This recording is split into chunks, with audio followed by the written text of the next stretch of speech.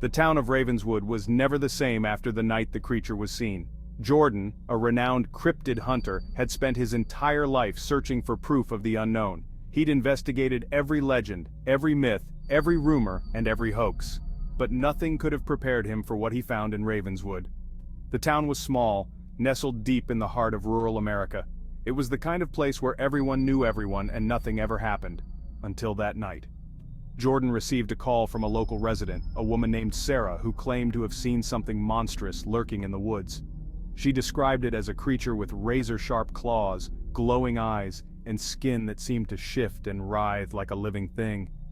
Jordan didn't believe her at first, but something about her voice sent a shiver down his spine. He packed his gear and headed to Ravenswood, arriving just as the sun was setting. The town was deserted except for a few stragglers huddled around the local diner's radio. They spoke in hushed tones of the thing that had been seen roaming the woods. Jordan followed Sarah to the edge of town where she pointed to a dark shape moving through the trees. It was massive, easily 10 feet tall, and its eyes glowed like embers in the dark. Jordan's heart racing, he grabbed his camera and began to film. As he crept closer, the creature noticed him, its eyes fixed on Jordan, and he felt a wave of fear wash over him. The creature began to move towards him, its claws scraping against the trees like fingernails on a chalkboard. Jordan tried to run, but his legs were frozen in terror. The creature loomed over him, its hot breath washing over his face.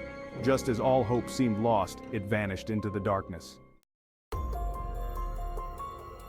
Stunned and shaken, Jordan stumbled back to town and collapsed onto a bench outside the diner. The locals gathered around him, their faces twisted with concern. "What did you see?" Sarah asked, her voice trembling. I saw something," Jordan replied, trying to process what had just happened. "Something that shouldn't exist." The townsfolk exchanged nervous glances. They knew that look in Jordan's eye. It was the same look they saw in their own mirrors when they thought no one was watching. As night fell over Ravenswood, Jordan knew he had to get out of there. But he couldn't shake the feeling that he was being watched. Every snap of a twig sounded like claws clicking against bone. Every rustle of leaves sounded like whispers in his ear. He made his way back to his car, but as he reached for the door handle, he felt something grab his arm. It was Sarah. "Don't leave," she whispered urgently. "You can't leave." Jordan tried to shake her off, but she held tight. "What's going on?" he demanded. "We've seen things," she said, her eyes wild with fear. "Things that can't be explained, and now it's coming for us." Jordan pulled away from her and got into his car.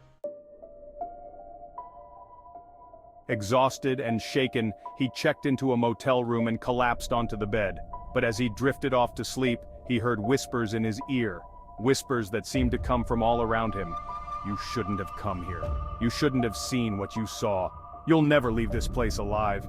Jordan woke up with a start, his heart racing. He checked around him frantically, but there was no one there. He knew then that he had to get out of there. Get as far away from Ravenswood as possible. He packed his bags and hit the road once more. But as he drove away from the motel room's neon lights, he caught a glimpse of something moving in the rearview mirror. Something tall and imposing, its eyes glowing like embers in the dark. And Jordan knew that he'd never escape Ravenswood's grasp.